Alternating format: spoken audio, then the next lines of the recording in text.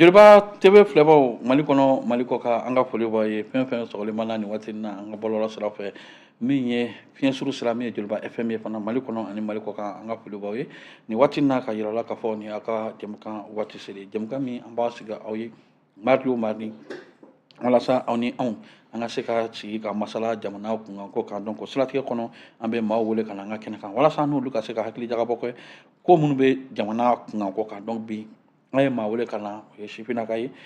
min ye aw yɛrɛ b'a dɔn ale bɛ kunnafonidi fana kɛ wa a bɛ kunnafonidi min kɛ o ye sɛbɛnni ye n bɛ se k'a fɔ a ye directeur de publication ye min ye Nabi Jakite ani ale de bɛna jɛ nin waati in na n'Ala sɔnna waati min sumana ka d'a ma walasa an ka se ka masala jamana kunkanko kan donc bi babu kɔni aw yɛrɛ b'a dɔn o bɛna kɛ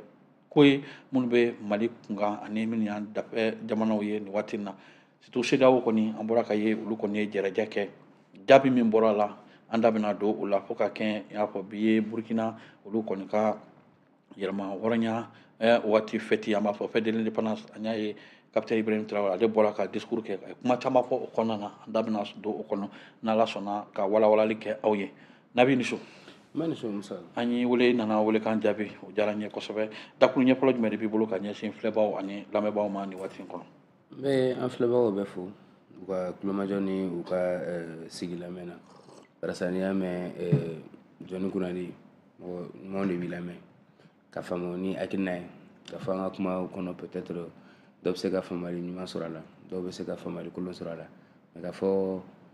bɛɛ n'i ka baara ni bɛɛ n'i ka yecogo de fana bɛ an ka baara kɛ ni an ka yecogo de peut-être fɔcogo de bɛ se ka na fili donc n'an bɛ don mɔgɔ min gasi la o ka yafa an ma. ok Nabi an bɛ don ni min ye o ye teliya ye CEDEAO mɔgɔw kɔni olu kɔni ye sommet kɛ n y'a ye sommet jaabi bɔra ka kɛɲɛ ni n'i ye jaabi min jateminɛ a yirala k'a fɔ sommet kɔnɔna na min ye Mali ye min ye Mali ta fan ye n y'a ye k'a fɔ ɲangini min tun bɛ an ka présidentw kan min ye colonel Asimi Goyita ye ani min ye premier ministre Sogɛl Kokala Mayiga a yirala k'a fɔ olu ka ɲangini wulila wa olu bɛ se ka tagama boloda nin waati in na nka Niger ta a yirala k'a fɔ ɲangini bɛ to o nɔ na wa fɛɛrɛ ka kɛ min ye président kɔrɔ min wulila ka bɔ min ye Bazoum ye ale ka se ka bila cogo min wa an y'a ye o ye président dɔw fana suganti minnu bɛna taa kuma min ye Niger président kura min bɛ Tchani ani CEDEAO ni ɲɔgɔn cɛ walasa bɛn ka se ka sɔrɔ u ni ɲɔgɔn cɛ ɲininkali fɔlɔ an bɛ se k'a fɔ bakuruba la e ye o de faamu nin sommet in na yanni an ka don a jaabi kɔnɔna na. sabu nin sommet in kɛra contexte dɔ kɔnɔ waati dɔ kɔnɔ i b'a fɔ géopolitiquement ani CEDEAO tɛ o si fanga la n'i ye a jateminɛ Mali coup d'état ni Burkina ni La Guinée ka Niger fara o kan sisan a ye CEDEAO yoba dɔɔni n'i y'a jateminɛ CEDEAO ye jamana 15 de n'i y'a jateminɛ jamana 15 kɔnɔ sisan jamana 4 b'a la minnu bɛ UEMOA fɛ ni coup d'état bɛ olu jamanaw bɛ transition na n'i ye situation fana jateminɛ i b'a sɔrɔ jamana 2 fana bɛ yen minnu fana jɔsenw yobalen don n'o ye Sierra Leone ani Guinée Bissau ye o hokumu fana kɔnɔna na Mali ye a jira kosɛbɛ ko ni jɛɲɔgɔn dabɔlen bɛ ka dɔ bila problème ni sanction kɔnɔ ka gɛlɛya las'u ma a jɛɲɔgɔn tɛ se ka taa ɲɛ kosɛbɛ parce que jɛɲɔgɔn tɛ kɛ ni anw yɛrɛ ka yɛrɛma hɔrɔnya bonya n'a sabati tɛ o de kɔnɔna na ani MINUSMA mɔgɔw farali n'o olu yɛrɛ ka kan base yɛrɛ mira Bamako bi kunu MINUSMA mɔgɔw ka fɛngɛ na ani mɔgɔ caman farala ɲɔgɔn na b'a fɔ barikani ni fɛngɛw CEDEAO kun kan ka an dɛmɛ waati min na a m'an dɛmɛ o waati a ye mɔgɔ caman dabali ban parce que mɔgɔ min bɛ ɲimakara na déjà n'i y'i sen ta ka da o kan kan i bɛ fɛ k'o tɔ faga janvier tɛmɛnen na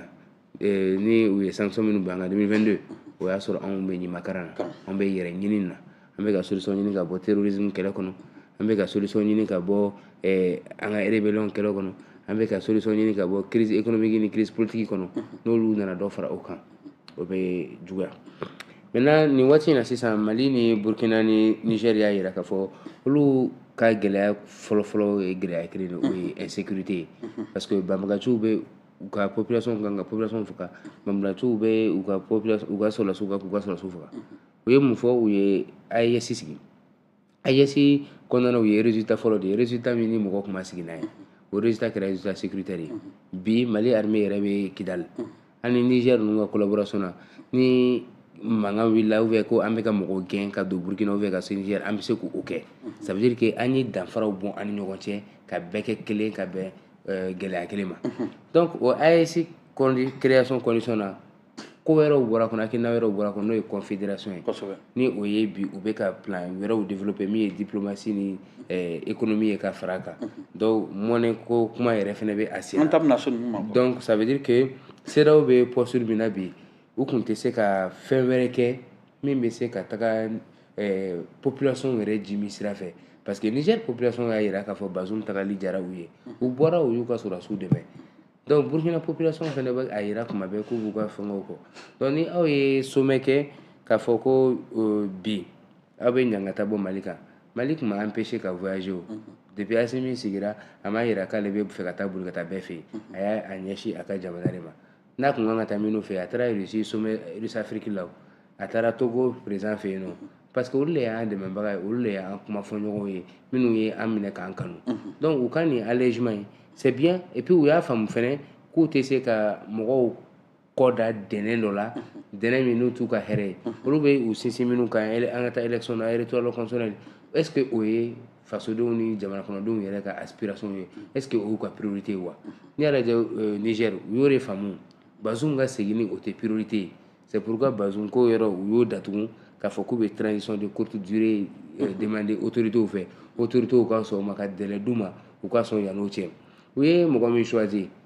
mɔgɔ saba don mais ne b'a fɔ n ko Faure Gnassingbé de y'a mɔgɔ sɛbɛ parce que président Tchani bɔra a yɛrɛ fɛ yen kɔsani na et je pense que u ye kuma caman fɔ ɲɔgɔn ye hali anw yɛrɛ ka waati a yɛrɛ ka ministre des affaires étrangères Robert Dussé o ye siɲɛ caman kɛ anw fɛ yan nɔ ale yɛrɛ ye voyage nocturne kɛ yan voilà a ye voyage nocturne kɛ yan nɔ bandaw yɛrɛ minɛli o fana ka bilaliko la Mokhtar Wa ninnu ka résidence surveillée la a ye wulikajɔ caman kɛ pour que maliyɛnw yɛrɛ ka bɛn u ni ɲɔgɔn cɛ mais pour que ani tɔw fana ka bɛn et je pense que o yɛrɛ kɛra sanction ninnu lever ko caman ye a ye fɛn caman dayɛlɛ an ye donc ni o ye o choisi moi je pense que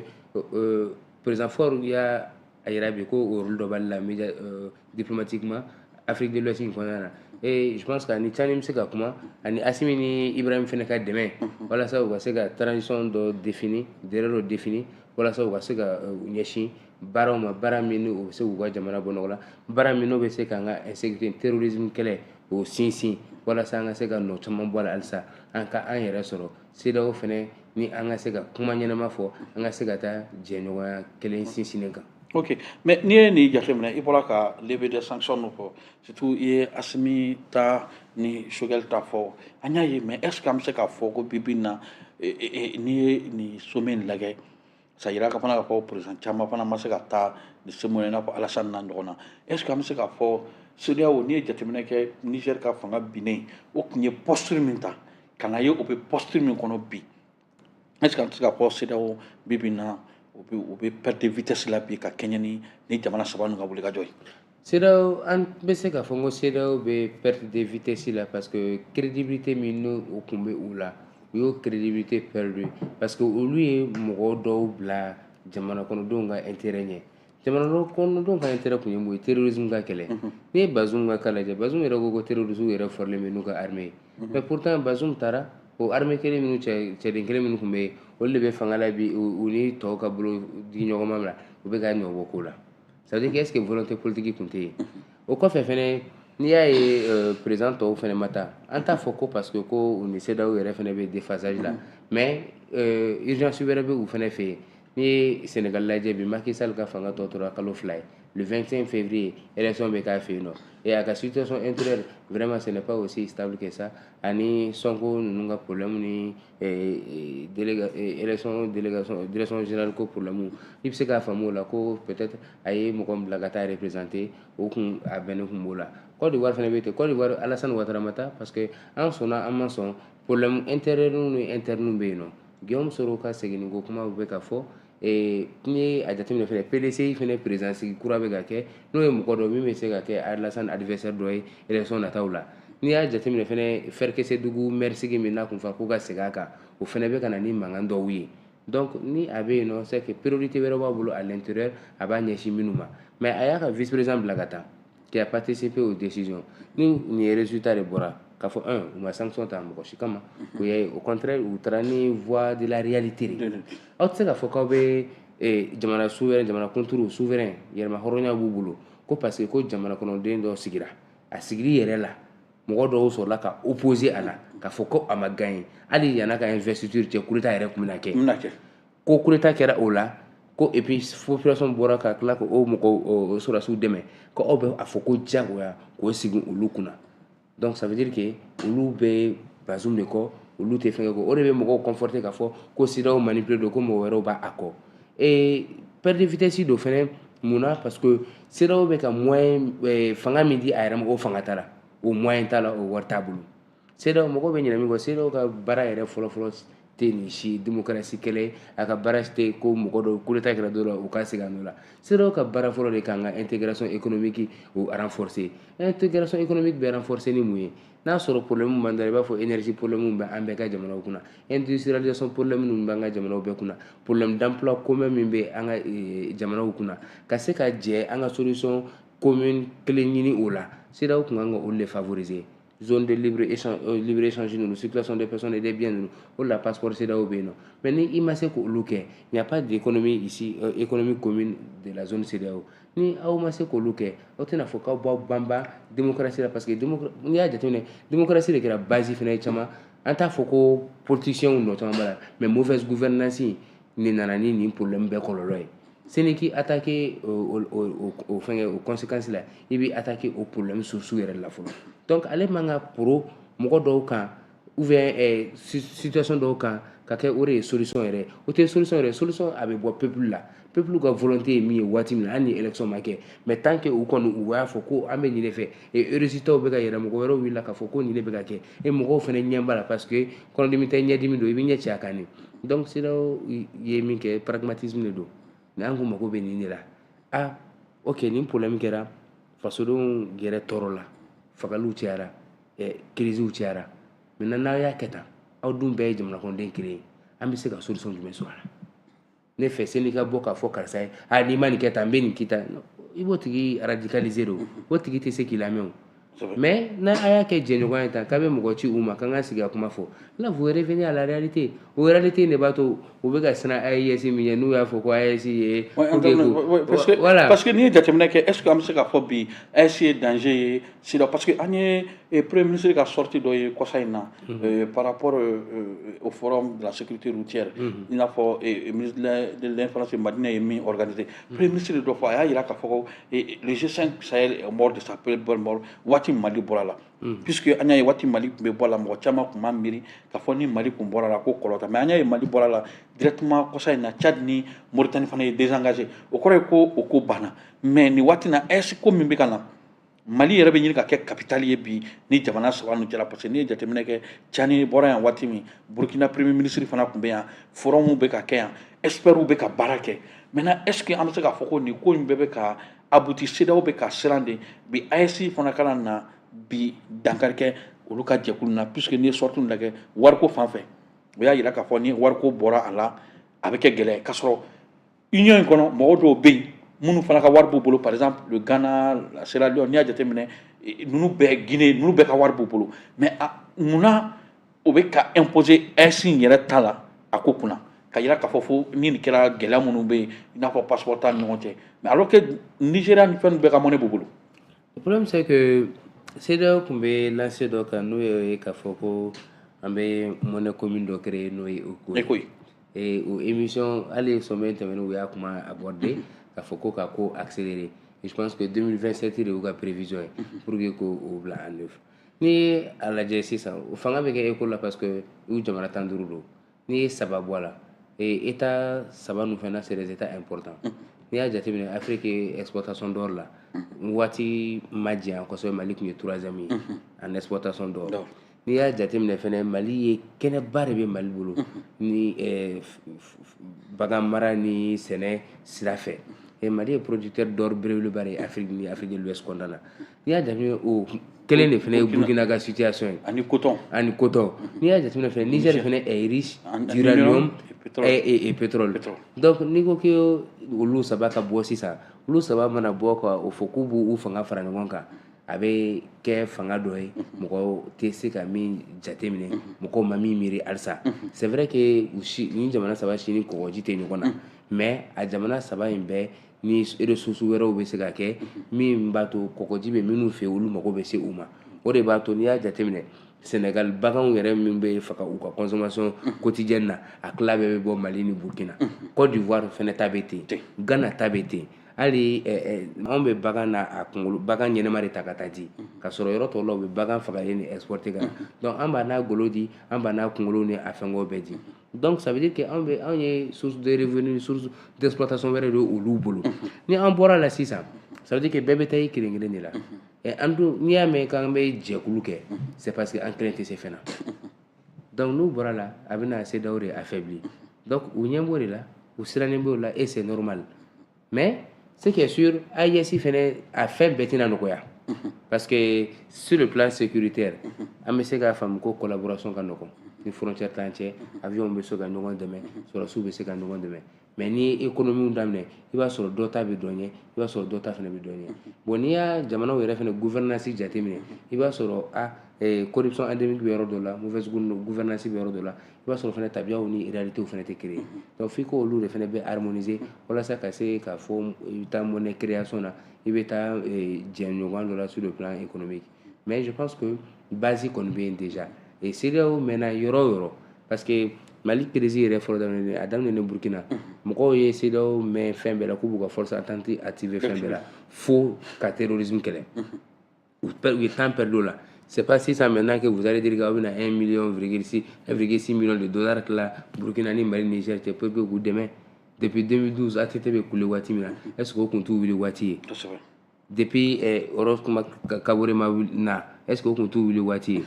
depuis Mamadou Tandja m'a minɛ est-ce que o tun t'u wuli waati ye mais u y'u sigi o bɛɛ kɛr'u ɲɛna donc bi o solution tɛna b'olu la ni jɛkulu wɛrɛ bɛ yen ni AES ni avenir b'o la moi je pense que priorité bɛ di o ma et u sirankun don an ɲɛ parce que n'i y'a ye Mali tɛ ka kɛ capitale dɔrɔn ko AES dɛ farafinna jɛkulu fɛn fɛn sigira i b'a sɔrɔ ni Mali ma kɛ a daminɛ na Mali de tun ye a jujɔ ye Organisation de l'Union africaine b'o la Union africaine yɛrɛ version bɛ yen sa maliyɛn dɔ de y'a kɛ n'o ye Alpha Umaru Konare CEDEAO sigili la a sigira Bamakɔ na Musa Tarawele de tun ye président en 75 donc ça veut dire que anw tile kelen b'a ɲini k'an bɛ farafarali sigi farafina don farafina jɛɲɔgɔnya si la anw y'a essayer farafindenw de ka bɛn o la constitution bɛɛ lajɛlen na i b'a ye Mali dɔrɔn de constitution na qu'on est prêt à renoncer à notre souveraineté pour la réalisation de l'unité africaine ni o bɛ tɛmɛ AES de fɛ on est prêt à aller les autorités politiques ont l'obligation d'aller en ce sens ni a kan ka tɛmɛ CEDEAO de fɛ on a l'obligation d'aller dans ce sens mais au bɛɛ la il faut qu'an ka souveraineté de ka bonya il faut que a ka dɔn de fɛnɛ ko priorité de bɛ anw na o priorité état y'o de fɔ o Assimi ye o kɛ k'o bila objectif saba la diplomatie défense développement et dans le respect de la souveraineté et des intérêts du peuple malien n'i bɔra o cadre kɔnɔ i n'an tɛ ɲɔgɔn ye o dɔrɔn de don. Ok mais n'i ye nin bɛɛ jateminɛ i bɔra ka nin kuma ninnu bɛɛ fɔ c'est vrai a kuma ninnu mais caman fana bɛ ka taa nin waati nin na fédération ko kuma na an bɛ confédération na c'est vrai mais caman yɛrɛ bɛ ka réaliser ko an ka taa fédération ko kuma na mais bi bi in na est-ce que vu an y'a ye fédération fɔlɔ kɛra Mali ni Sénégal cɛ cogo min an y'a ye fédération laban na cogo min bi c'est vrai les peuples ont soif mɔgɔw bɛ fɛ ligne ninnu ka briser surtout ni gɛlɛya in nana kɛ sababu ye parce que a bɛ fɔ waati min gɛlɛya kɔnɔ de hakilinaw bɛ fara ɲɔgɔn kan hakilinaw bɛ ɲɔgɔn ye gɛlɛya kɔnɔ Mali Burkina Niger olu kɔni sera ka fara ɲɔgɔn kan walasa banakisɛ kelen b'u la olu ka se k'o furakɛ cogo min n'i ye jateminɛ kɛ discours min bɛ bɔ yan ɲɛmɔgɔw da n'i ye o discours kelen jateminɛ o de bɛ bɔ Niger kan o de bɛ bɔ Burkina bon olu bɛɛ kɛn bɛ ka bi ka sanctions ta ni sanctions tali i n'a fɔ hali Faransi ka dénonciation minnu accord minnu dénoncé kɔsa in na i b'a ye Mali ni Niger i b'a sɔrɔ olu bɛɛ bɛ o fɛn kelen de pas kelen de la est-ce que an tɛ se k'a fɔ bi bi in na nin ko in a kan ka lajɛ a bɛ sinsin cogo min ka sɔrɔ senkɔrɔjuguw ma don pour que tɔ ninnu kɛra échec cogo min nin fana kana kɛ ten. Vous savez, au yɔrɔ nin na moi je vais te histoire c'est vrai que histoire bɛ a rappeler ko kɔrɔ caman na n'i y'a jateminɛ waati min na fédération du Mali bɛ éclaté i b'a sɔrɔ Modibo Keyita ni Mamadou Diarra tun bɛ ligne de compréhension kelen na mais Senghor ninnu ni mɔgɔ wɛrɛw fana tun bɛ Faransi ka mara kɔnɔ olu ye Faransi intérêt de défend kɔfɛ an y'a ye cogo min na Mamadou Dia yɛrɛ labanna kaso la accusé len cogo min na donc n'i y'a jateminɛ fana o cadre kɔnɔna na RDA bɛ sigi waati min na 1946 le 15 octobre Bamakɔ yan nɔ i b'a sɔrɔ Mali Burkina Côte d'Ivoire ani Dahomey an de tun bɛ a la mais kɔfɛ n'i y'a jateminɛ olu ka Niger président fɔlɔ Amani Jori o y'a yɛrɛ sen bɔ a la Houphouët-Boigny o y'a sen bɔ a la Maurice Yamego n'o tun bɛ Burkina o fana y'i sen bɔ a la u ye Mali le to a kelen na o de la Mali ye a ka franc malien créé a waati c'est que historiquement nous sommes très mal partis ani la Guinée parce qu'on a toujours voulu une indépendance totale o de la an ye Faransi base bɛ dégager ka bɔ an fɛ yan nɔ le 20 janvier ka kɛ an yɛrɛ ye o de la Faransi ka entreprise fɛ kun y'a bɛɛ yɛlɛma ka kɛ entreprise de société d'état ye fédération ye an ka laɲini ye parce que a ka di an ni tɔw ka bɛn ani tɔw ka kɛ kelen ye an ka jɛ ka don da kelen fɛ ka bɔ da kelen fɛ mais ne b'a fɔ fɛnɛ kuma dɔw la n'an y'a sigi k'a jateminɛ an b'a fɔ an ka taa dɔɔni dɔɔni fɛnɛ ka wusa kuma dɔw la parce que n'i y'a jateminɛ seni coup d'état ka kɛ Niger coup d'état kun kɛra Mali ni Burkina ni Guinée de n'i y'a jateminɛ an ka ministre des affaires étrangères sabaw o b'a sɔrɔ Ibrahim Traoré yɛrɛ ma coup d'état kɛ fɔlɔ Damiba de tun bɛ yen ni volonté kelen de tun bɛ u saba la on avait même parlé de fédération à l'époque parce que an bɛɛ tun bɛ gɛlɛya kelen kɔnɔ an bɛɛ tun bɛ situation anticonstitutionnelle dɔ kɔnɔ et il semblait que n'an kun farala ɲɔgɔn kan an tun bɛ se ka peser mais an y'a ye jateminɛ depuis que Guinée réalité falenna Guinée ouverture dɔw sɔrɔ Guinée y'i sen sumaya o kow la an ɲɛ b'a la tɔ tora an saba de sisan donc ni jɛɲɔgɔn bɛ kɛ jɛɲɔgɔn ka kɛ tiɲɛ kan nous on est très sincère o de la an ka avion wulila nɔ ka taa Burkina kɛlɛkɛcɛw dɛmɛ waati min na u mako kun b'a la o de la an ye Burkina fara an kan k'a fɔ ko ni CEDEAO mɔgɔw sera Niger ko an bɛ don u fɛ kɛlɛ la o kɔrɔ k'u sera Mali ma parce que an bɛ se hɔrɔnya kɛlɛ la mais an b'a fɔ an ka ɲɛmɔgɔw ye fɛnɛ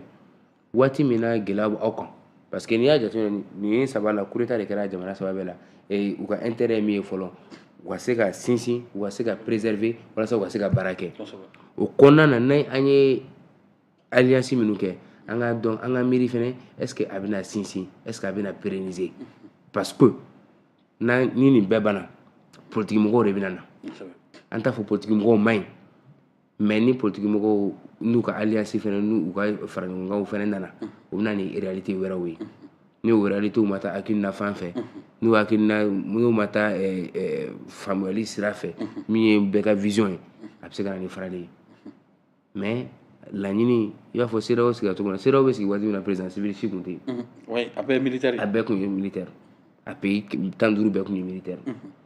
donc an bɛ se ka fɔ ni a kɛra tantɔ peut-être avenir bɛ k'a la politiciens minnu bɛna kɔfɛ ni élection kɛra olu bɛ se ka sira tɔ taama mais faut toujours que a ka taa dɔɔni dɔɔni par intérêt pour que an ka jateminɛ hali ni tɔw ye an janfa an ka to an yɛrɛ ye ni ne kɔni bɛ don farafinna diɲɛ fɛn fɛn la ne bɛ don ni intérêt ye parce que n'i y'a jateminɛ Côte d'Ivoire ni tɔw lajɛ an dafɛdugu minnu b'an kɛrɛfɛ i b'a fɔ Mauritanie ninnu c'est des gens qui n'ont jamais joué franc jeu ça c'est la géopolitique la réalité historique même qui le dit an ni u tile kelen ma deli ka bɛn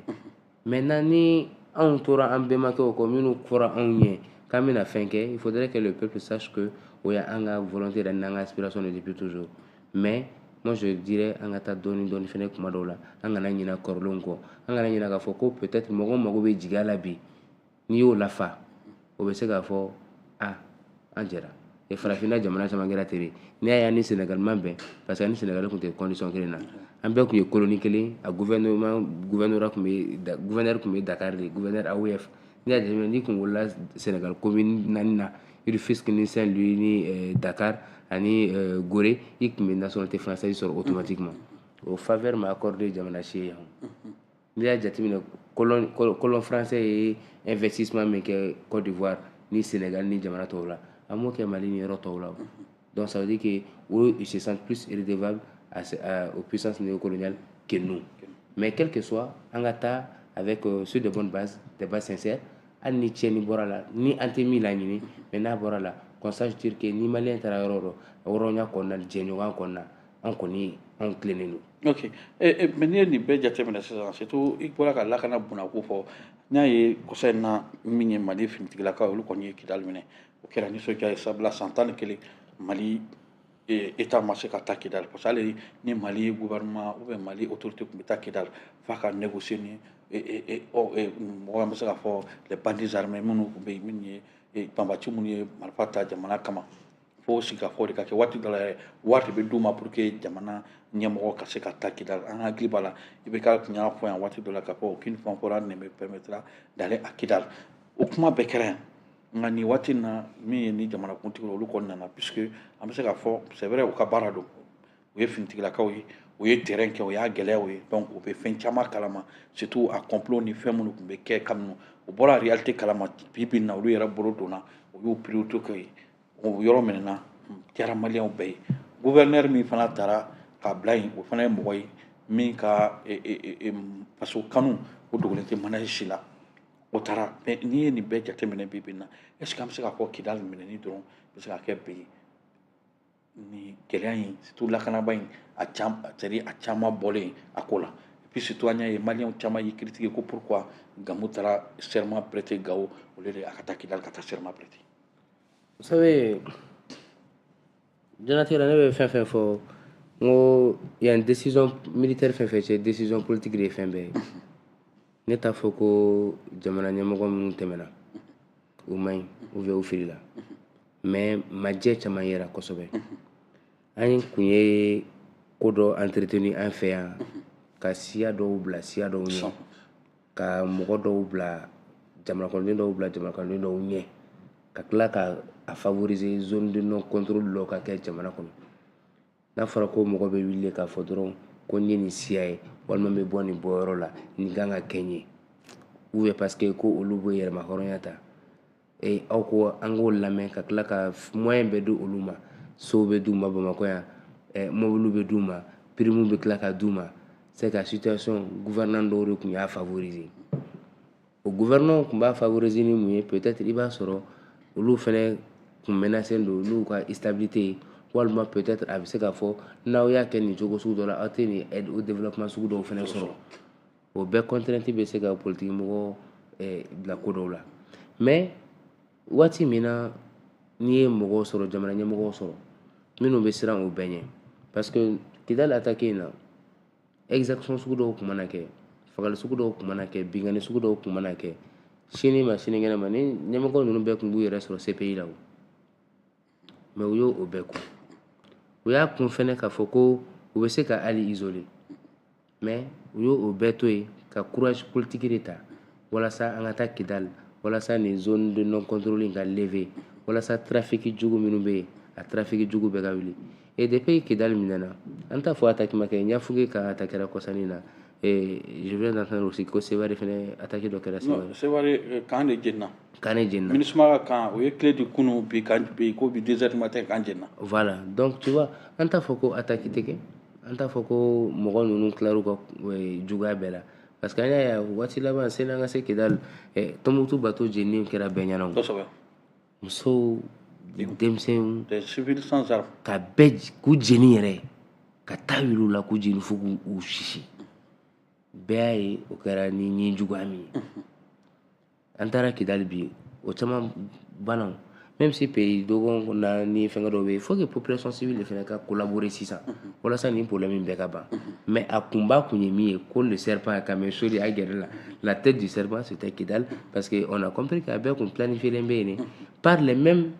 que l'on croyait que olu kun ye an alliés ye par les mêmes an kun bɛ minnu entretenu yan nɔ par les mêmes ani minnu bɛ sigi an bɛ baro kɛ a cas surprenant yɛrɛ ye jumɛn ye maliyɛn jumɛn de kun tɛ ka Fahad Al-Mahmoud soutenu ka to Gatia secrétaire général la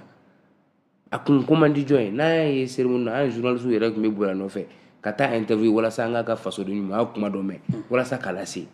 mais kɔfɛ an bɛɛ ma tila ka revirement ye wa parce que jamana ko tɛ parce que intérêt ko don Fahad ka yɛlɛmali nana waati jumɛn parce que comme ministère de la réconciliation nationale ye Gatia bureau kura min sigira o y'o reconnu ale ka bureau détriment na ale fɛnɛ ye vɛsi yɛlɛma et chaque fois c'était comme ça bi u b'an fɛ turban jɛman b'u kunna sini i b'a sɔrɔ turban bilenman b'u kunna an tun bɛ b'o problème na cogo di donc il fallait à un moment donné que ça s'arrête maintenant Gamou ka gouverneur nommé an y'a fɔ c'est bien Gamou c'est un patriote mɔgɔ si tɛ se k'a fɔ ko a ma faso in kanu a ye faso in kanu a ye kɛlɛ kɛ faso in ye a ye fɛn bɛɛ to faso in ye mais an y'a fɔ waati dɔ la fɛnɛ Gamou bɛ kɛlɛkɛ milisi dɔ de ɲɛma n'o ye Gatia fɛnɛ Gatia branche armée ni kɛlɛkɛdenw b'a bolo n'i y'a nommé ka kɛ Kidali ka sɔrɔ kɛlɛ bɛ ani Kidali mɔgɔkɔrɔw cɛ est-ce que o tɛna kɛ peut-être lacune dɔ ye min bɛ se ka empêcher a ka mission na mais on a compris que autorités ye a fɔ ko Gamou ka mission inscrire le président ka vision de kɔnɔ et que toutes les mesures sont prises pour que a kana fɔ ko armée régionaliste ou bien communautaire de bɛna taa sigi Kidali Mali bɛɛ ye kelen et je vois que policiers minnu taara kɔsani na armée ka faction minnu taara kɔsani na sapeur pompier faction minnu taara gendarme on y'a ye c'est des gens venus du sud et du nord bɛɛ ye kelen et je pense que Gamou ka serment prêté Gao c'est an kana kuma bɛɛ kɛ problème ye et service de justice tɛ Gao fɔlɔ enfin Kidali fɔlɔ service de santé yɛrɛ tɛ Kidali fɔlɔ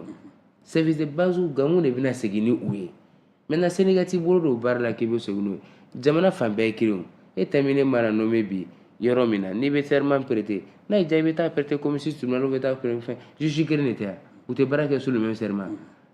chef suprême de la magistrature kelen de tɛ yen wa donc o tɛ problème ye Gamou taara prêter Gao pour que a ka se ka taa bolo don baara la i tɛ se ka t'i bolo don baara la Kidali ka sɔrɔ juge tɛ Kidali e y'a mɛn ko juge jumɛn nommé Kidali fɔlɔ a tɛ yen bɛɛ bɛ Gao maire yɛrɛ tɛ Kidali autorité intérimaire président bɛ ko Fagaga yɛrɛ fagara yɛrɛ pare donc o tɛ problème ye moi l'intérêt le plus important c'est que Kidali nana Mali kɔnɔ Kidali ka minnu bɛ yen nɔ état bɛna école la segin yen nɔ 111 denmisɛnninw ma taa école la état bɛna sécurité la segin 111 mɔgɔ dɔw bɛ bin u kan cogo min y'u diya an yɛrɛ ye vidéo dɔw ye u bɛ taa denmisɛnninw minɛ musomaninw u bɛ bisan kɛ k'u ci u bɛ binkani sugu fɛn bɛɛ da u kan 111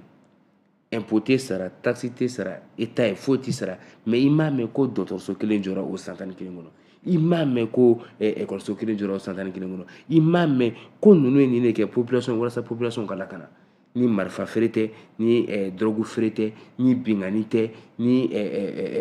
trafic tɛ mun bɛ yen donc il fallait que l'état revienne donc o ye lafiya ye an bɛɛ de ma et quel que soit nos pessimismes ou optimisme an kan ka accompagner avec espoir que ni Kidali ko bannen pewu et que an min gouvernement démocratique min nana a kan ka consolider tan de copinage a bɛ waati dɔ de ɲa n y'a jateminɛ mɔgɔ kelen minnu tun bɛ bin mɔgɔ kelen minnu tun ye rebelle ɲɛmɔgɔw ye ni parti min tun bɛ pouvoir la don min na i b'a sɔrɔ o parti de bɛ boli nɔfɛ ou bien u bɛ boli ka na don o parti la u b'u élu comme député comme maire mais paw ni kɛlɛ wulila dɔrɔn u bɛ taa Algaba sa gintala yɛrɛ y'a dɔn ne fitinin ne b'a dɔn waati min na sani ne ka kɛ journaliste ye a tun bɛ adama ɲɛ la o IBK nana n k'a taara o fɛ a taara EPM na deiti ninnu bɛɛ tun bɛ ten pourtant deiti ninnu bɛɛ tun ye drogue feerela de minnu tɔgɔ citeren don diɲɛ fɛn bɛɛ la mais donc ça veut dire que o waati u k'o de dabila ni min ye faso jugu o ye faso jugu o ka minɛ ten waati yɔrɔ minnu na négociation tɛ yen état bi assumer de i b'a dɔn Modibo Keyita ninnu ye faso de kanu ni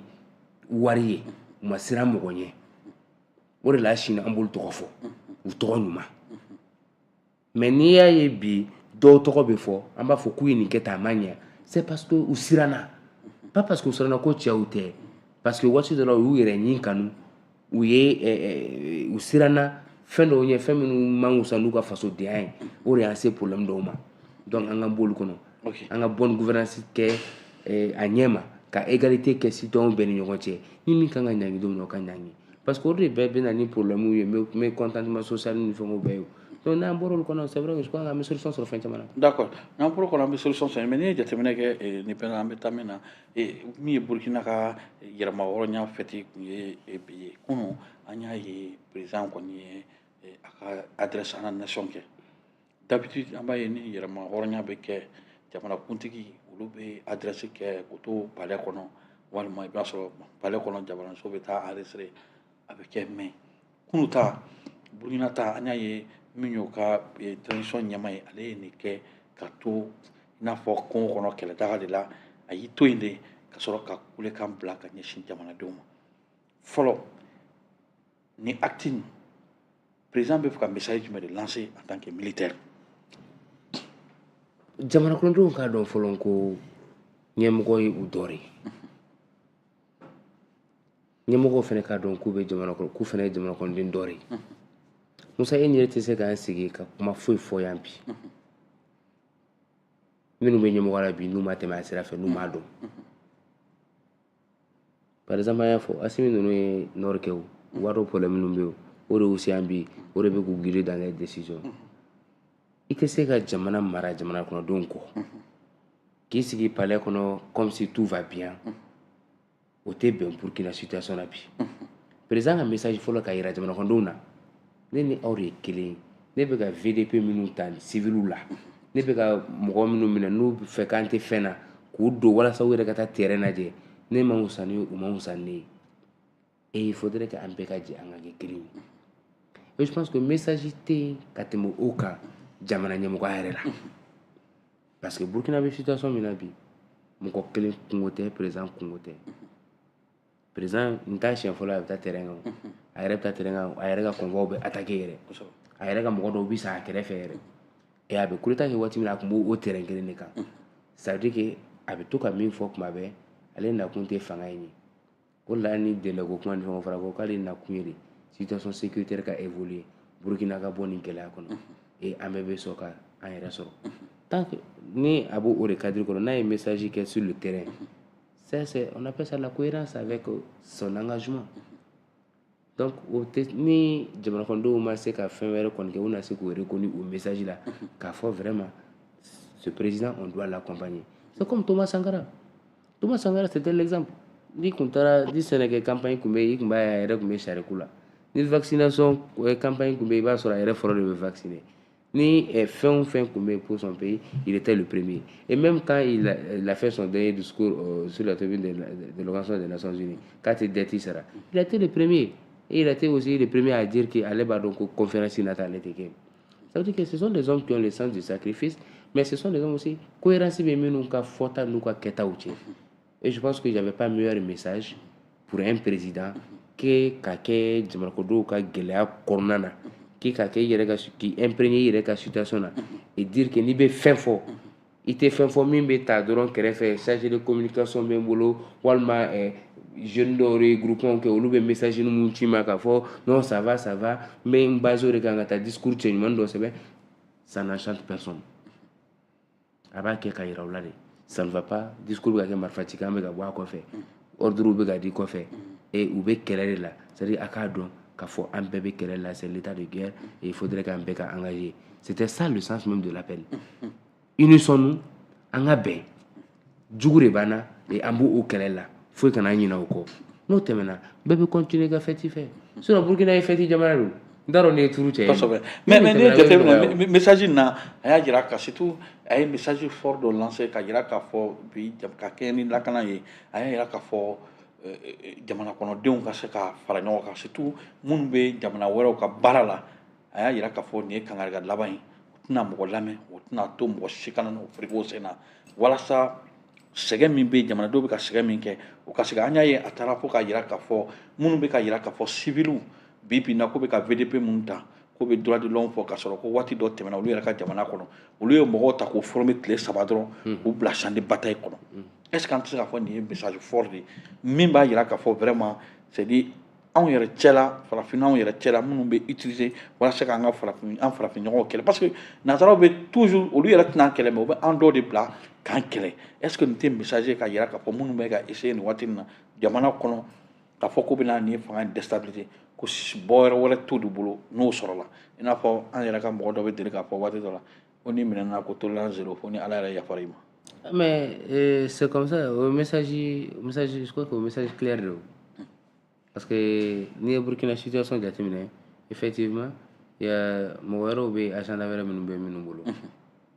ni olu tun bɛ affaire la n'u dɛsɛra et u bɛ ka taa u allier i b'a fɔ Côte d'Ivoire n'a ɲɔgɔnnaw la et malheureusement Côte d'Ivoire man ka sɔn ka jouer ni jeu sugu la o i voisin i yɛrɛ farafin ɲɔgɔnw e bɛ mɔgɔ wɛrɛw de soutenir olu kan pour que walasa k'u bɔ u ka lancé kan alors que i b'a dɔn pertinemment que u bɛ défi minnu bɛ u kan n'o ye sécurité ye a ma se k'u dɛmɛ o la ale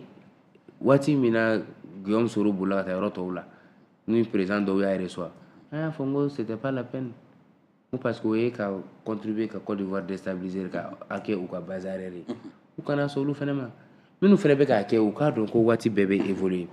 tubabuw sera na ni mun ye moi je le dis souvent an b'a fɔ ko hali colonisation waati tubabuw nana s'an na tubabuw mais tubabuw y'an minɛ ni an yɛrɛ de ye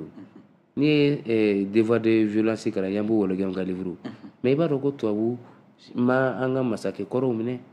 an farafinɲɔgɔnw de ye ɲɔgɔn faga yan fɔlɔ an farafinɲɔgɔnw de ye ɲɔgɔn minɛ ka ɲɔgɔn kɛ jɔn ye fɔlɔ an de binna ɲɔgɔn kan fɔlɔ Sunjata ni Sumanguru tubabu kun tɛ o an yɛrɛ ka bɛnbalaw tɛ Sunjata nana Sumanguru bɔ mɔgɔw bɔ Sumanguru ka jɔnya kɔnɔ n'i y'a jateminɛ an ka gouvernement kɔnɔ détournement des milliards premier ministre Choguel yɛrɛ de la k'a fɔ détournement des milliards fɛn fɛn bɛ kɛ i b'a mɛn k'a kɛra tubabu de ye a taara tubabu de ka compte kɔnɔ n'a bɛ kɛ anw yɛrɛ de ka compte kɔnɔ ka tila ka taa bila olu fɛ yen nɔ et an yɛrɛ bi sa ka sɔrɔ an ma se ka utiliser et puis u bɛ enquête dɔ da yɛrɛ dɔn ko bien mal acquis o compte la u bɛ ka milliardaires joli fɛnkɛ Gabon président ni Guinée Équatoriale président ka bien na c'est à dire an de y'an yɛrɛ di ɲɔgɔn ma hali ni a kun fɔra ko an ka jamana kɔnɔ mission bɛ taa ministre bɛ taa mission ni fɛnw la u bɛ taa hôtel la su kelen chambre 5000 euros 6000 euros u bɛ taa papier dɔ ta ka d'u ma dɔrɔn u yɛrɛ b'a lajɛ u bɛ enveloppe dɔw di u ma million dɔ dama damani b'o kɔnɔ u b'o minɛ u b'u ka denbaya dɔrɔn fɛnkɛ u bɛ visa ɲini u denw ka taa kalan na yen nɔ c'était fini an tɔw ka intérêt tun bɛ taa min an tɔw ka avenir tun bɛ kɛ min donc an ka bɔ nin bɛɛ kɔnɔ ni condition réunira Musa école dɔ ka créer école in fantanden fara famaden kan bɛɛ bɛ éducation de qualité kelen ɲuman sɔrɔ mun ka di k'o bɔ situation dɔ créera sécurité e Musa i bɛ bɔ i ka so hɛrɛ la i bɛ bɔ i ka so lakana la i bɛ don i ka so lakana la ka t'i muso ni denw sɔrɔ lakana kɛ na mun ka di k'o bɔ Musa i mana bana a kana fɔ ko e de bɛ ta golden life la golden life bɛ dɛsɛ k'u b'i ta ka taa ni passeur la passeur bɛ dɛsɛ i bɛ miliyɔn sara ye olu bɛ tila ka taa n'i ye plongé i bɛ taa san maɲumako la plongé parce que foyi tɛ yen mais pourtant spécialiste bɛ plongé de fo kuma dɔw la spécialiste ka bɔ plongé ka t'i sɔrɔ dɔgɔtɔrɔso wɛrɛ la o ye hɛrɛ ye jamana kɔnɔden jumɛn ma e mana bana fo avion de ka ta ka e furakɛ kɔfɛ pourtant e y'i ka jamana kɔnɔ to yen hali groupe tɛ hôpital dɔw la kurantigɛ in na banabagatɔ joli bɛ ka sa mais milliard joli bɛ dɔw bolo n'i yɛrɛ y'a mɛn ko kɔsa in na transitaires bɛ ka minɛ ɲɛmakɔrɔ ministre kɔrɔ ni fɛnw bɛ ka minɛ ko dɔw b'a fɔ k'u bɛ miliyɔn 900 sara pour que ka bɔ kaso la dɔw bɛ ka miliyɔn 500 sara ka bɔ dɔw bɛ ka milliard sara ka bɔ kaso la Musa i b'a fɔ ko y'a bɔ min c'est à dire ko y'an bɛɛ de dɔ ta pourquoi aw bɛ fɛ faso ka taa ɲɛ cogo di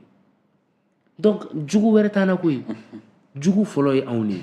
jugu tubabu ninnu ka juguya dan ye mun ye olu ta olu ka contrat minier de sɔrɔ olu dan ye olu ka contrat d'exploitation i b'a fɔ an ka passeport dilan ni fɛnw de sɔrɔ olu b'u ka wariw sɔrɔ de l'extérieur de olu tɛna foyi kɛ yan nɔ mais anw de b'a ta anw de bɛ taa véhicule san an bɛ dɔw san ka di sunkuru ma an bɛ dɔw san ka kɛ fɛnkɛ mais an bɛ ɲinɛ bɛɛ kɔ e Musa n'a fɔra ko journaliste ka kɛlɛ wulila bi an dɔ bɛ wuli dɔrɔn u bɛ taa bureau dɔ kɔnɔ miliyɔn 2 bɛ di dɔ ma i bɛ ɲɛ kɔ bɛɛ kɔ jamana bɛ jɔ cogo di nin ta la donc il faut que jamana kɔnɔ jugu minnu bɛ kɔnɔna na u ka dɔn waati min na ni i b'a fɔ k'i bɛ jamana fɛ i kan ka ɲina ko dɔw kɔ k'i yɛrɛ jɛ ko dɔw la k'i miiri k'a fɔ i mana sonyɛni kɛ cogo o cogo i laban ye kaburunin kelen de sibiri ɲɛ kelen fininin bɛ t'i la don min na foyi tɛ to n'i yɛrɛ taara fɛnɛ ministre kɔrɔw ka so lajɛ n'u bɔra ministre yɛrɛ la bi i bɛ caman ye u bɛ mɔgɔ ɲini yɛrɛ u tɛ mɔgɔ sɔrɔ mɔgɔ tɛ taa bɔ u la mɔgɔ t'u fɔ hali mɔgɔ t'u wele ministre kɔrɔ badenba de b'o la bi u bɛ mɔgɔ ɲini mɔgɔ ka taa baro la u fɛ directeur kɔrɔ badenba de b'u la n'u bɔra directeur la fi ala kana i ɲɛ da o kan f'i bɛ maloya i b'u sigilen carré kɔnɔ yɛlɛ yɛlɛ la mais pourtant u bɛ yen waati min na foyi tɛ juguya u ma min kɛ mais pourtant mɔgɔ dɔw bɛ yen n'u bɔra ministère u nana ministère cogo min na u bɔra ministère la ten tɔ mɔgɔ si ma fili u ma wa u ye ɲuman de kɛ ka taa par exemple mun na bi Modibo Siré mana bɔ cogo cogo politicien caman kan k'a bɛ kuma parce que u ye initiative ko kuma min fɔ u ma jɔ a la mais n'i y'a mɛn CESCOM ni ASCOM minnu bɛ yen mun na n ko jɔn ka actifier ala ka initiative don o bonya de dalen b'a kan et i ma deli k'a mɛn fɛnɛ k'a banna k'a taara furakɛ yɔrɔ wɛrɛ ce sont des gens qui ont travaillé i b'a mun na an bɛ mɔgɔw tɔgɔ fɔ parce qu'il faut donner les bons exemples ni repère tɛ jamana kɔnɔ an si tɛ kɛ fɛn ye quand tu parles n'i ye presse yɛrɛ ta k'a lajɛ bi tu vas parler de Saouti Aïdara 2012 on a vu Saouti Nile kɛlɛ kɛ cogo min na on va parler de Adam Cham olu ban wari la pour que ka jamana kɔnɔdenw ka intérêt de fɔ an tɔw fɛnɛ kan k'o de kɛ donc ɲuman bɛ yɔrɔ o yɔrɔ an bɛɛ kan ka taa yen Ibrahim ka message foyi tɛ tɛmɛ a kan an kan k'o message kelen de se an ka jamana kɔnɔdenw bɛɛ ma an ka ɲɔgɔn tɔɲɔn dabila an ka complot interne ninnu dabila an ka ɲɛsin faso baara ma c'est que ni faso in jara don min na an bɛɛ bɛ hɛrɛ sɔrɔ maa si mago tɛ ka mɔgɔ si tɔɲɔ mɔgɔ si mago tɛ n bolo ka jan n bolo ka suma bɛɛ b'i ka hɛrɛ sɔrɔ. ok mais Nabi n'an bɛ i bɔra ka nin kuma fɔ an bɛ nin kuma min na sisan n'i ye jateminɛ kɛ surtout waati nin kɔnɔna na i da tun na fɛn dɔ énergie ko in est ce que bi in na courant ko in ma kɛ gɛlɛya parce que courant ko in kɛra ko sugu dɔ ye kɛra surukubo ye parce que a montrera jamanadenw y'i muɲu parce que bɛɛ ko ɲɛma minnu bɛ yen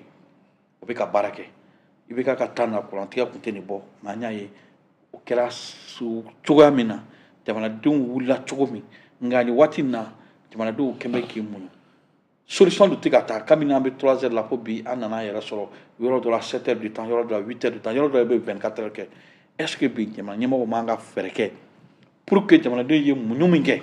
u ka se ka fɛɛrɛ sɔrɔ a la yanni parce que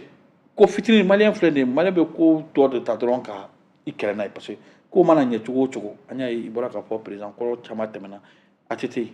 an y'a ye o taara cogo min mɔgɔ t'a fɔ bi ko ATT ka bilan na ko a ma baara kɛ mais a tacogo n'i y'a nacogo n'a tacogo ye a bɛ kamana gan ni i bɛ k'a nacogo ye k'a tacogo ye a bɛ kamana gan ninnu fana n'i ye jateminɛ kɛ hali faransi bɛna don min ani o tacogo n'i y'a ye a bɛ mɔgɔ kamana gan est ce que bi ɲɛmaaw man ka fɛɛrɛ ɲini ni courant ko in na n'a y'a sɔrɔ min bɛ yen o ka bɔ ka tiɲɛ yɛrɛ yɛrɛ da jamanadenw ɲɛkɔrɔ pour que bɛɛ ka se k'i ta ni bila tan est ce que o ma fisa bi ni nin silence nin ye parce que kabini minisiri bɔra an y'a ye foyi ma tɛmɛ maintenant ça tire de partout hali bi communiqué min kɛra ni yɛlɛla Facebook kan bi ça tire de partout est ce que bi o man ka bɔ ka kuma dayɛlɛ jamanadenw na puisque jamanadenw sɔnna ka muɲu ka sɛgɛn muɲu fɛn bɛɛ kɔ k'a dayɛlɛ mɔgɔw la pour que mɔgɔw ka se k'o ta ni bila don nin ko in na. Musa i filɛ ye i bɛ mɔgɔ da don kuma la kuma dɔw la parce que depuis i ko i ka thème na ko EDM thème la n ko n tɛ a débattu parce que hali i kɛlen k'a fɔ n ko n bɛna i ka émission la bi kɔrɔ Abdul Ɲangi bɛ ka yɛlɛ ma a ko n ma ko ok donc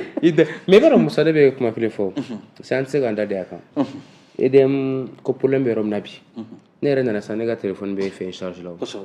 parce que ma depuis sɔrɔ 18 heures bawo jɔna an fɛ yen courant tigɛra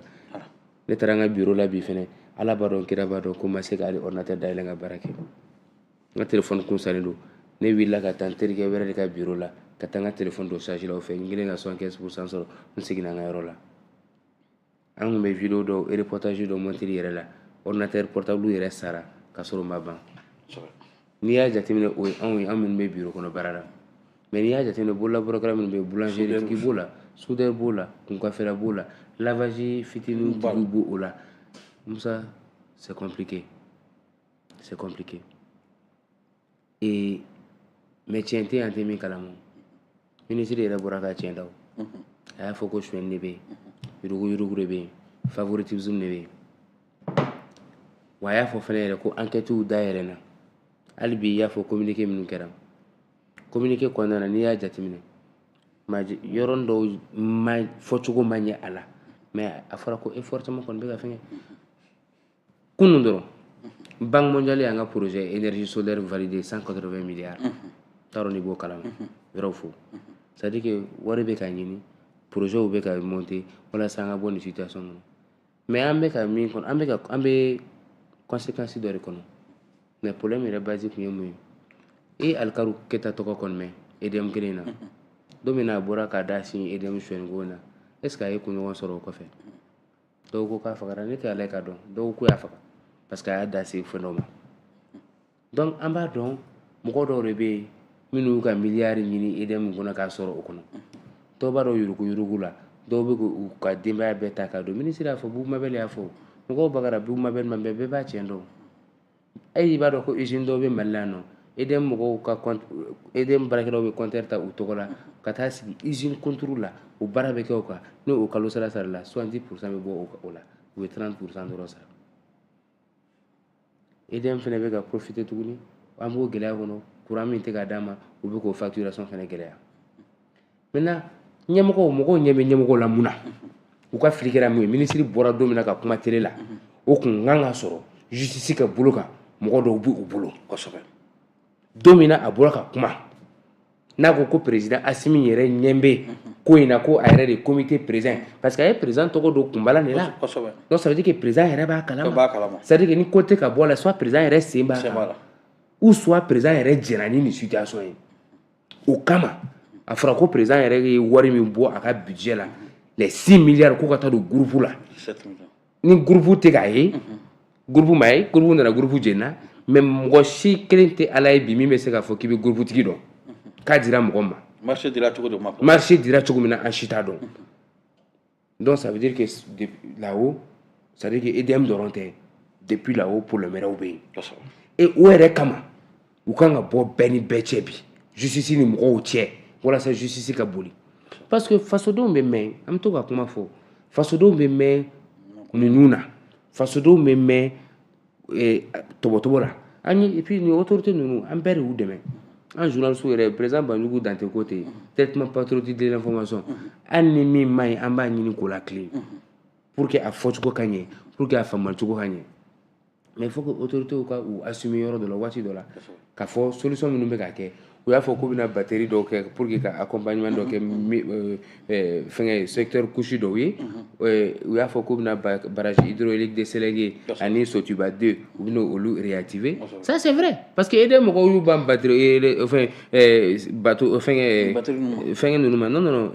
Sotiba fɛngɛ ninnu ma barrage ninnu ma walasa ka gasoil de favoriser parce que u ka sɔrɔ ni u ka yurugu bɛ bɔ o de la o sinon mun na manantalité tɛ se k'an fɛngɛ halisa pourtant on sait que manantalité bɛ production b'a kɛ mais pourquoi o tɛ ka exploiter pourquoi barrage de Tawusa tɛ ka conduire à bout pourtant an b'a dɔn n'a nana a bɛna se ka problème dɔ résoudre an fɛ donc ça veut dire que nin bɛɛ la ne bɛ min fɔ autorités an b'a dɔn problème in bɛ depuis longtemps parce que adama sa politique mɔgɔw tun bɛ waati min na l'administration était politique i b'a sɔrɔ parti fɛn fɛn mana na o bɛɛ bɛ taa n'a ka liste INPS la o bɛ taa n'a ka liste kanam na EDM na c'est que i b'a ye kanam général Danbele nana dɔrɔn a y'o bɛɛ bɔ a la a y'a kɛ concours de ye hali n'i ye élément interne ye kanam na i bɛ concours de kɛ walasa i ka recruter i fɛ yen c'est k'u ka tilen quoi bɛɛ ka exemple ɲumanw ta quoi jamana kɔnɔdenw jamana ɲɛmɔgɔw k'u sen bɔ minnu bɛ affaire la u k'a dɔn k'a fɔ olu t'u ɲɛ ye olu y'u jugu de ye fɛn fɛn bɛ ka f'u ye ko n'an bɛ nin kɛ tan an bɛ nin kɛ tan a bɛɛ fu u y'a sɔrɔ situation bɛ yen nɔ o kɛlen de don EDM tun bɛ M5 ka kɛlɛ la o mais ɲɛ bɛ premier sous-secrétaire yɛrɛ tun bɛ ɲininkali kɛ fɔlɔ n'a sɔrɔ coupure in ye colonel ou bien général de don mais bi maréchal don dɛ mais u dun ka kuma wa mɔgɔw mago bɛ action de la 49 citernes tununna mais jɔn ka citerne kun don o tigi ma dɔn hali sini a taara min o kun ye exemple fɔlɔ ye mesure tali la an y'a mɛn k'u ye stagiaire bénévole minnu tun bɛ yen effectivement ministre ko k'u bɛɛ bila u bɛɛ bilara mais baarakɛla fautif jumɛn fictif jumɛn minnu bɛ yen compteur joli bɛ EDM baarakɛlaw tɔgɔ la u ko olu fɔ jamana kɔnɔdenw k'a dɔn et u ka o mesure privilège minnu b'u bolo u ka kase comme tous les citoyens sara de b'u ye u bɛ baara de la n'u ye sara min ta n'u ye min consommer u k'o sara n'u ye solasi kanw fɛnɛ kɔnɔ mɔgɔw fɛnɛ k'u ka consommation fɛnɛ jateminɛ i bɛ taa sɔrɔ frigo 4 5 6 bɛ yɔrɔ dɔw la dɔw yɛrɛ bɛ taa bɔ dugu kɔnɔ ka taa frigo bila location na donc o fɛnɛ ka dabila n'i taara ɲare la ni Bagadaji ni suguba kɔnɔnaw na branchement illicite joli bɛ yen Dramane Coulibaly nalen a y'a voulu ka régler u m'o gɛn tilegan dere de fɛ donc ça veut dire que ɲɛmɔgɔw ka bɔ baarakɛlaw ni baara cɛ minnu bɛ se k'a kɛ u k'a kɛ mais par exemple regarde Lamine Seydou tiɲɛ de dira Lamine Seydou ma fɛn bɛɛ fɔra a ma mais Lamine Seydou bɛ taa don min na a y'a fɔ ko problème jumɛn ko a y'a fɔ président yɛrɛ ka intervenir parce que EDM directeur yɛrɛ tun t'a lamɛn a problème kɛra mun ye kɔfɛ parce que ça veut dire que mɔgɔ dɔw bɛ mɔgɔ dɔw ni ɲɔgɔn cɛ ni o kɛra ni mɔgɔ tilara ka na réalité sugu dɔw ye a bɛ mɔgɔ tigɛ ko dɔw la donc Assimi depuis a kɛra président a ye fɛn fɛn kɛ maliyɛnw tugunna kɔ a bɛɛ la wa an bɛɛ sɔnna a ma u ye décision fɛn fɛn ta an bɛɛ sɔnna a ma hali kuma dɔw la fɛn dɔw bɛ fɔ jugu dɔw fɛ walasa ka mɔgɔw la révolter mɔgɔw y'u kɔ don nin bɛɛ la donc nin situation in u ka nin kɛ i b'a fɔ u bɛ ka transiter secteur ni douane secteur ni sécurité ninnu histoire illustré cogo min na u ka aider fɛnɛ k'u ka jɛ ten walasa faso in ka taa ɲɛ hali u y'a daminɛ école fɛnɛ la mais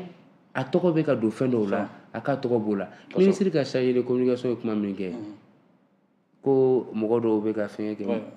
ni tɔɔrɔ bɛ jamana kɔnɔdenw kan cabale médiatique u b'u ɲɛsin cabale médiatique tɛ mɔgɔw bɛ k'u ka ras-le-bol de décrier ça c'est leur droit citoyen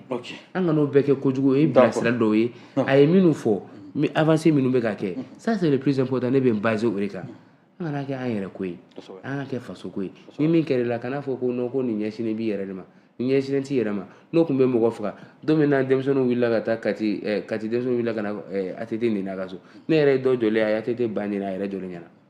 ATT m'a yɛrɛ faga le 3 février ATT ye kati muso reçoit a y'a yɛrɛ faga nin bɛɛ bɛ f'i ma nin bɛɛ bɛ k'i la wa i bɛ tɛmɛ voilà waati sera d'accord n b'i fo ka kɔrɔ ɲangi fo n'ala sɔnna comme ale ye a tɛ se yɛrɛ n bɛ kɔrɔ ɲangi fo n b'a fɔ a ye ko n bɛ ka kɔnɔ de pied ferme comme a yɛrɛ y'a fɔ donc nin waati min na nin ye baro waati selen ye waati min sumana ka d'a ma o siratigɛ kɔnɔ an b'i fo Nabi sabula an bɛ se k'a fɔ samedi tɛmɛnen an yɛrɛ tun bɛ Kɔnɔbugu min ye fɛn contériser hali n'a y'a sɔrɔ dumuni kɔni kɛra nka an b'a fɔ Robert siɲɛ wɛrɛ a ka hakili to Nabi ninnu ka dumuni na kasaw ka sɔrɔ a kana taa kɛ o don ta ɲɛ nin waati in na n bɛ fa yɛrɛ fo min ye Yasin Mayiga ye ale ye premier ministre ka conseiller Robert ale fana ye premier ministre il m'avait promis ale tun ye bazin de promesse ta n ye ko mardi bi ko ne Nabi b'o bazin don ko ka na e ni ne fila b'o don wa mais ne ma bazin ye o n b'a fɔ Robert ye donc n bɛ Yasin interpellé o la an bɛ Robert fo nin waati in na min ye imprimatie kɔnɔ Alamini Mayiga an b'ale fo nin waati in kɔnɔna na n'an taara séparé minnu b'an su nin waati in na mais Awa Sise Yara Mankoro fo ka taa Soumaïla Kulibali n'a ka denbaya ye le gouverneur colonel major Abass Dambélé fo ka taa ka chargé de communication an b'o fo Madu Jeme Bayangara ka taa El Béchir le gouverneur de Bayangara ani ne kɔrɔkɛ Umar Gendo an b'o fo Kandɛ Soyiba min ye dɛ kɔnɔna na an b'o fo nin waati in na fo ka taa nin waati in na Seydou Kiripili fo ka taa Ale Jɛbikile an bɛ ninnu bɛɛ fo nin waati in kɔnɔna na sanga nin waati b'ale vieux monsieur Cissé Ɲamana an b'ale fo nin waati in kɔnɔna na fana Alimatu Gite fo Ɲafonkɛ promotion de la femme an b'ale fana fo nin waati in na ka yira la k'a fɔ aw tolo garisigɛ kɛra min ye o ye nin ye ni Ala m'an ka jɔnya juru yira n na ni Ala sɔnna mardi wɛrɛ an bɛ ɲɔgɔn sɔrɔ nka an tɛ bɔ ko la pewu ka sɔrɔ ma n terikɛ fɔ min ye Dubaï Mamala an b'ale fo nin waati in na maa min bolo tun bɛ nɛgɛ karafe la o ye Augustin Yesubiyu ye Yusu Sangare fo ka taa Mɔlayi Ture ka taa min ye Aboubacar Traoré grand bɛ katikaw ka den mandi an b'o fo baara bɛɛ tala ka suma ka di mɔgɔw ma o ye Atari Alidu Mayiga ye kɔrɔbɔrɔkɛ fama an b'ale fo n b'a muso ɲuman fo min ye Tija ye sabula ale nana ale sama bɔli ɲɛnama na an ka foli b'a ye donc ka fɔ aw ka bɛn waati wɛrɛ